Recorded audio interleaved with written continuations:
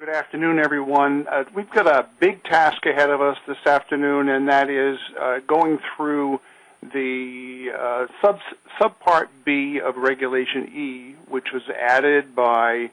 the Electronic Fund Transfer Act, Section 919, which was added by Dodd-Frank Act, Section 1073. So that you may find that during the presentation I refer to Section 1073 or Reg E or Section 919. I'm really referring to the same thing in the various stages in which it's been implemented. I'm not going to spend an awful lot of time in the beginning of the handout, that is the first page of the handout, because it's basically a history lesson on how we got where we are. I really want to flip over to page 2 of the handout to start, and I would recommend, if you haven't already done so, when you print this out, you probably want to print it out on two-sided if you have a printer that'll do that, because it's 64 pages long, and that's a lot of trees. So as far as an overview is concerned, I'd really like to get into some comments. And these comments are aimed at compliance officers and any members of senior management that happen to be in our audience today, particularly because they have to do with decisions and strategy that banks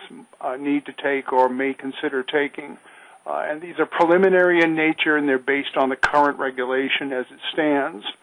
The regulation, I think, creates some problems for banks and credit unions, and the real reason that it creates problems is because it has such broad coverage. The law, as written by Congress, includes virtually all electronic fund transfers that originate with a consumer and end up overseas, and that includes things like international ACH or IAT transactions that go through the automated clearinghouse,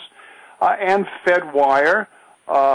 any wire transfers that originate with a consumer and go outside the United States would be included, and even such things as bill payments,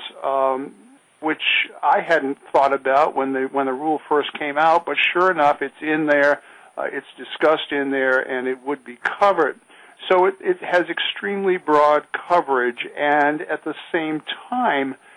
it is addressing part of an industry out there that operates in what is known as open networks by and large, particularly when it comes to automated clearinghouse transactions, which is a pretty much closed network within the United States, but once you go across borders, you're dealing with an open network. Or with respect to wire transfers, banks and credit unions are dealing and have dealt for decades with an open network where there's very little structure, and most of the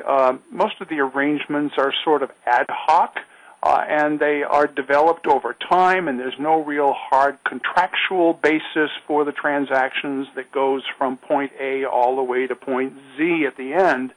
So that you're very much at the mercy of the nature of the parties that end up handling the transaction while it's on its way to the receiver's financial institution for payment. There are also obviously added costs involved. Anytime you add a compliance layer and make some operational and significant operational changes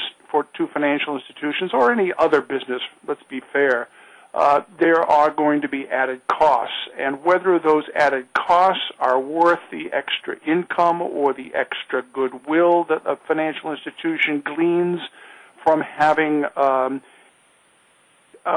foreign remittance transfer services available to its customers and or non-customers is a matter that a bank really needs to look at and weigh the pros and cons when it decides what it wants to do.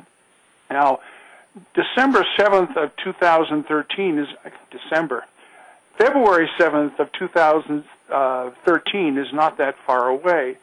but that's the date when all of this becomes effective, and financial institutions, banks, and credit unions alike will have to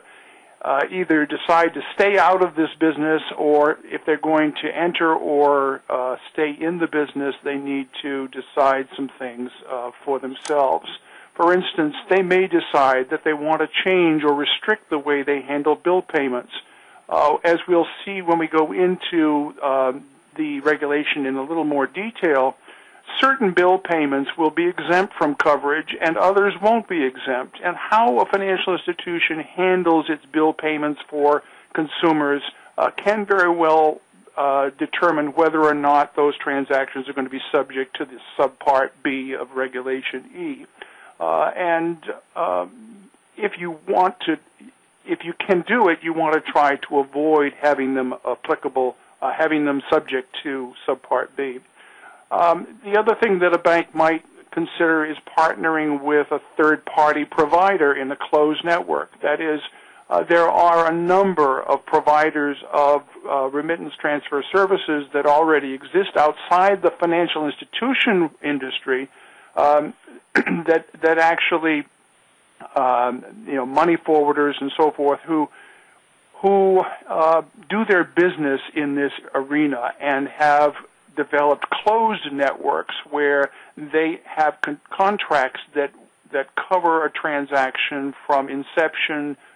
to completion, so that there's much more control over the elements, the unknowns involved in the transaction, and therefore the unknowns involved in the disclosures,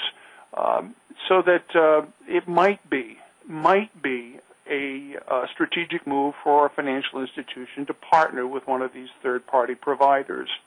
Or the financial institution might decide that, you know what, it's been nice, but we don't need to continue offering this service or this part of the group of services to consumers, and we won't do foreign remittance transfers any longer, at least not in the numbers or the levels that will trigger these compliance issues. Or finally, it might be just let's take a wait-and-see attitude and see what develops, whether in fact the fears of some members of the marketplace out there about the impact of this rule on financial institutions will come to fruition, or whether it's all smoke and it turns out that in fact it's not impossible to deal with. And part of that's going to be decided by the Bureau when it issues its final rule for the amendment that it's proposing right now, and that should come out within the next couple of months, I imagine, somewhere tucked in between all of the other rules that the Bureau has to issue having to do with mortgages. And that basically is my little speech for members of senior management so that they're aware of the decisions that need to be made. Now we'll get down into some of the meat of the discussion and move over to page 4 in your handout and start off with, as I call it, the lexicon. And this is where the all good regulations start with their definitions.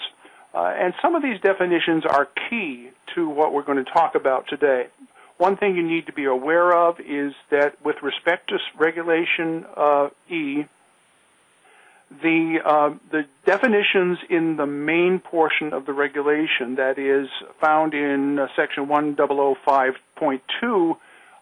control all throughout the regulation except where they are modified within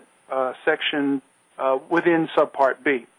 Most of the definitions for Subpart B are contained in Section 105.30, and you'll notice that there's a typo on the top of page 4. I have 1030.30. That should be 1005.30, and my apologies for that. It starts off with agent, and this one's not a defined term in the main part of the regulation, and the agent definition is really pretty straightforward. I don't need to go into it. There's a definition of business day, which differs from the definition of business day within the main body of Reg E. And it's a day on which the offices of a remittance transfer provider are open to the public for carrying on substantially all business functions. Well, okay, that sounds very much like the rule under Subpart A, but That had to do with financial institutions. This has to do with remittance transfer providers, which is a much broader